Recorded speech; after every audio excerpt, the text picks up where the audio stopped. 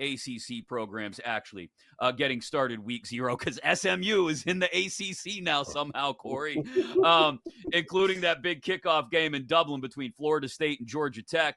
Let's talk ACC. And this is where I think the conversation starts with the ACC this year. As the conferences continue to be remade and remodeled, the ACC finds itself in a weird spot, right? I just mentioned they add SMU and Stanford and Cal, some of the remnants of the Pac-12 after its dissolution. And they've still got Florida State and Clemson who kind of want to get out of the ACC if the SEC or Big Ten would have them, right? But are also the two leaders in this conference, the two favorites, both have win totals right around 9.5, both somewhere around 3 to 3.5 to 1 on ACC championship odds, both less than 2 to 1 to make the college football playoff, which would seem to tell us, hey, multiple ACC teams can get into a 12-team playoff. And I think it's a possibility, but I'll say this, and I've been saying it really since the 12-team format was solidified. I don't think it's a probability. Like, I think it's ACC champ is in and nothing after that. A good chance there's nothing after that anyway, unless that ACC championship game loser goes into the ACC championship game 12-0 undefeated and is then 12-1, obviously, and still gets an invite to the 12-team field. But all of that also belies that this is supposed to be an up year for the Canes as well, and that the U is plus 450 to win the conference. Their win total also 9.5, also right around 2 to 1 or a little better to make the college football playoff. So as you look at the ACC, a newly remodeled ACC with, 16 teams now? 17 if you count Notre Dame in basketball. 16 teams in football, stretching coast to coast. How do you break this down, Corey? Because it's very top-heavy with Florida State, Clemson, and Miami, and then a lot. I mean, we did tiers in the Big Ten yesterday. I think we might have, 3 tiers in the ACC, and it's good, kind of good, and then bleh. So the way I look at it, Chris, I think it's 3 big dogs, a +1, and a maybe, and I'll break it all down. But I like to start with the team in the conference with the best quarterback. And I think this year that's going to end up being the Miami Hurricanes.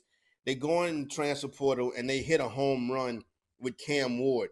This is a guy who's going to be playing on Sunday, a very good young quarterback who, if you're not familiar with, you're going to be very familiar with as we move through this upcoming college football season. The knock against the Canes is going to be, what are they going to do at head coach? When things get tough on the sidelines, Cristobal and that crew, they can lose games for you, and you don't want to get into that. Now, when you look at the schedule, Miami, you got that opening matchup against Florida, and then they can get on a pretty good run. They can be 7-1, 8-0, heading into a home matchup versus Florida State. That's going to be a big game right there. So you got Miami, who I think is going to win the conference, Clemson and Florida State as the big 3. I think Miami has the best quarterback in Ward. I think Klubnik and DJU at Florida State and Clemson, respectively, are not as good as Cam Ward, and that's going to be a hindrance. For the +1, I got NC State, who probably has the second best quarterback in the conference, and Grayson McCall, who they scooped up out the transfer portal from Coastal Carolina. And then I would look at Virginia Tech as the maybe. But really, it's 3 +1 with North Carolina State being the +1. What's going to be interesting is how does the schedule shake out for these teams? And that's what it's going to come down to in the ACC. And really, North Carolina State has the best schedule to make a run. And they also have a non-conference game versus Tennessee. So if North Carolina State is 10-2 with a win over Tennessee, they're going to be in the playoff conversation as well. Yeah, as well they should be, I think. You mentioned Florida State is one of the big dogs. I'm really curious to see. Look, I've been up and down on DJU throughout this time, and it feels like it feels like he should be collecting Social Security at this point. This is like year 10 for him. And he's back in the ACC now, right? How about Back that? with Florida State. I got to imagine Dabo loves that. But that schedule, you talk about the importance of schedules. Now, unbalanced schedules in these massive conferences for Florida State, it's not easy, right? No. Like you've got the yearly matchup against Florida, right, at the end of the year. And Florida, chance they're a borderline playoff team in the SEC as well if everything goes well for them, right? Um, you've got Notre Dame late in the year in November, and that's a trip to At South Bend, I believe. yeah, Yeah. at Notre You Dame. Yeah, you've got a trip to Miami in week 9. You've got to host Clemson. Okay, that's great. It's at home, but it's still Clemson. And that's a week after you go to SMU. And say what you will about the ridiculousness of SMU being in the ACC. You got to SMU is go there. yeah, you got to go there. And they're looked at as a little bit of a dark horse now in this conference because the second tier of teams is not very deep, right? And SMU is one of them. You mentioned NC State. SMU is one of them.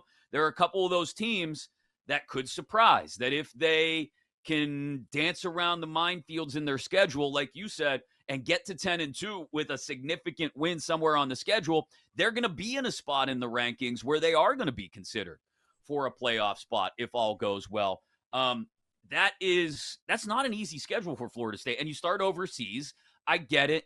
It's Georgia Tech, so you should be able to handle things, especially with an experienced roster, which they do have at Florida State, starting with DJ Uiagalelei. But I don't know if this is the schedule that lends itself to Florida State.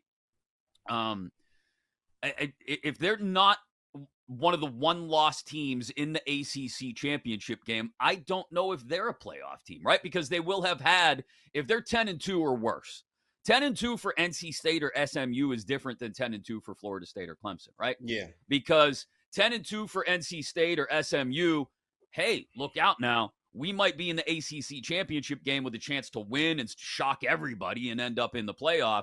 10-2 for Clemson or Florida State, you're fighting for your life because you can't afford to lose the ACC championship game. You're definitely out. And I keep coming back to the conference championship game because that's what I think it's all going to center around as far as the playoff appearance in this conference. I keep coming back to, because of the way schedules are structured, because of each of these teams, because of the new additions or the dark horse candidates like NC State, who you mentioned, it comes down to, this is a one bid league, to use some college basketball terminology. This is a one bid league this year, I think. The ACC and probably the Big 12 as well. And it's going to make a lot of people mad about the new format for the playoff. They're going to say, man, 12 teams, we were supposed to give everybody a chance. And then we're going to have one ACC, one Big 12, and a whole bunch of Big 10 and SEC, and people are going to get mad. Their out of conference game for Florida State is at Notre Dame. That's very commendable, right? They host Memphis, which is also very commendable. And then then they also have Florida in-state rivalry, probably Billy Napier's last game. And then they got the game against Charleston Southern. So Florida State has done all they can do to put themselves in a position. This is not a cupcake of a schedule. Now, you get Clemson in your building, but you got to go to Miami and you got to go to South Bend. To me, Chris, Florida State is going to end up being the team on the outside looking in at that race to get to the ACC title game. I think Miami's in, and I think the other team is Clemson. And I'll be honest with you, I am not big on Klubnik.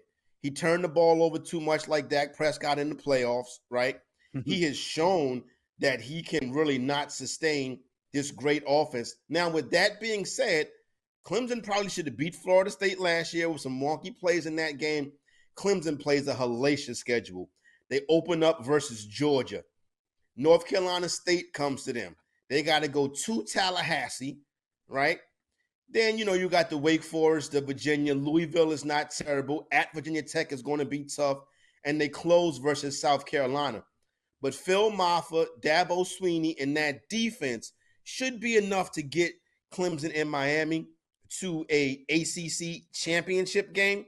The thing with it is, if Clemson had the proper quarterback, they would be a national championship contender. They really would be. they could be the best team in the country. Like they could beat Georgia in week 1 if they had the kind of quarterback that it takes to beat an elite program. They could have went in the transfer portal and got it. But God forbid Dabo Sweeney going to the transfer portal. That's against his religion because the players he got on his team are better than the players in the transfer portal. But his team was 8-4 last year. But I see Clemson as probably a 2-loss team in the ACC championship game. And here's the thing: will the loss to Georgia, right, a possible loss at Florida State, but really, if Georgia and a SEC championship game loss are their only 2 losses, I think they got to get in. So I think you can see 2 teams, the 2 teams from but Clemson has to be the team because nobody That's else the really thing. has that outside the conference, wins Right. that Clemson will have, or at least games. And so that's where I end up coming back around. And I'm glad you mentioned Klubnik multiple times there. Like, you know how you can go to multiple grocery stores to get what you need? There's the more expensive grocery store, right? Like the nice one. Like there's the Whole Foods or I'm going to go to a really nice grocery store to get a couple things. But you end up going to Aldi for everything anyway. Or you're like, it's cheaper there. I'm going to get what I need there and I'm going to save a few bucks. That Dabo refuses to go to the nice grocery store to get Yeah. like a good cut of meat. He just goes to Aldi for everything. He refuses to go anywhere else. And so he ends up with Cade Klubnik at quarterback. And that's going to be what holds them back in a big game against whoever it may be. And I think Miami is probably that team. Like the idea of a Clemson Miami ACC championship game is you could see that happening. Miami doesn't have nearly as many potholes on their schedule as Florida No. State, as Clemson. Like, yes, they open up against Florida. Okay, get past that one. And then get past Florida State in week 9. And look at the rest of the That's it. schedule. Like, it's Duke, it's Georgia Tech, it's Wake Forest, it's Syracuse. They are I going to mean, find themselves, Miami, in the ACC championship game with a very established, very strong defensive front going up against a quarterback that gets easily pressured into making mistakes if it's Clemson and Cade Klubnik. And Miami's going to win that game. And I think that's where I find that singular path, that one team finding their way through the ACC championship game with a softer schedule than some of the other high-end opponents in the ACC. It's why I keep coming back around to them at like 450 or 5-1 to win the conference. And then also, like I said, the number to make the playoffs on Miami is good as well, like 225 at BetMGM. the non-conference for the Hurricanes, Florida is tough. But then it's Florida A&M, Ball State, and South Florida. If you lose the ACC championship game, you're going to regret not having a Big 10, Big Yeah. 12 team on your schedule. And that's what it's going to boil down to. And that's why I think Clemson could still sneak in and get a spot